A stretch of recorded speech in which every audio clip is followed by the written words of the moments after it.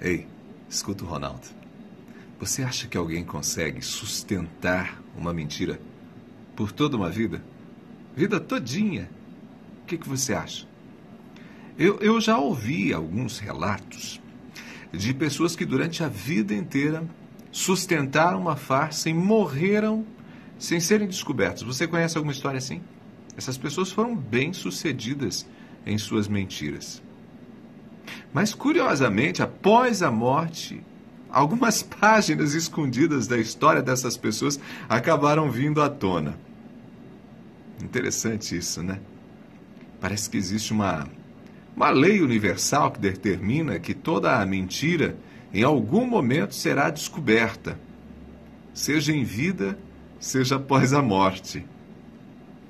No Evangelho de Marcos, Jesus Cristo diz algo muito interessante. Lá no versículo 22 do capítulo 4, nós encontramos a seguinte afirmação: da mesma forma, tudo que está escondido será revelado, e tudo o que está oculto virá à luz.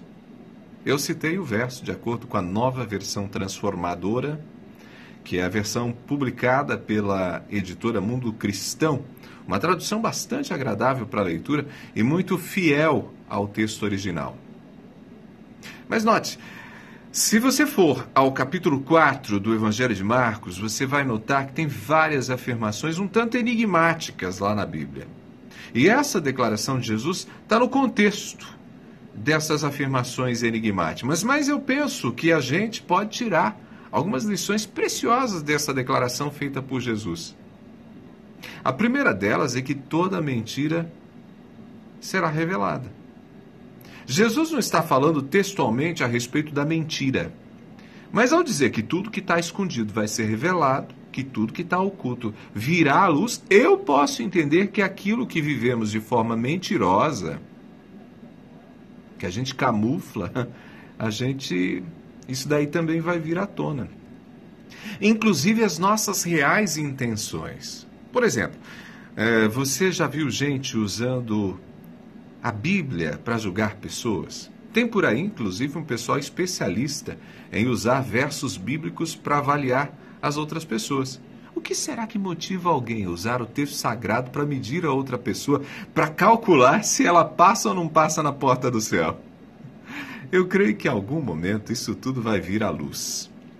As intenções verdadeiras hoje podem estar ocultas, mas eu creio que em algum momento o que está no coração vai ser revelado. E sabe de uma coisa? Eu desejo que isso aconteça.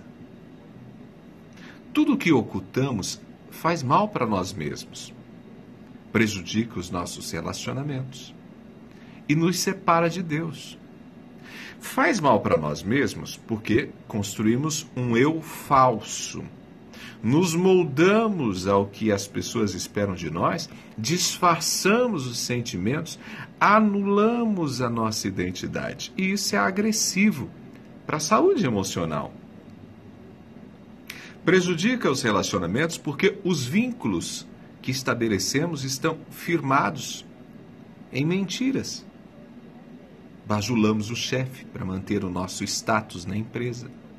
Nos comportamos bem para ter cargos na igreja. Escondemos as nossas crenças para não sermos rejeitados. O escritor Brennan Manning, ele diz que o impostor em mim treme só de pensar na possibilidade de provocar insatisfação nos outros. E com isso a gente se torna dissimulado. Mas isso também nos separa de Deus, porque Deus não tem como agir em nós enquanto não assumirmos quem realmente somos. E nós somos impostores, como diz o Brennan Manning no livro O Impostor que Vive em Mim. Vale a leitura, inclusive, fica a dica. Gente, nos escondemos por trás de máscaras e não revelamos a verdadeira face.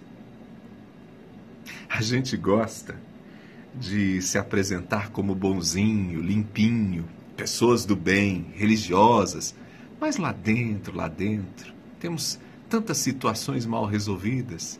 Nosso senso de justiça é falho. Ao tentarmos, às vezes, praticar a justiça, a gente quase se torna quase sempre a gente se torna justiceiro. O autor Brennan Manning, Ele afirma que o impostor precisa ser tirado do seu esconderijo, assumido, reconhecido. E sabe por quê?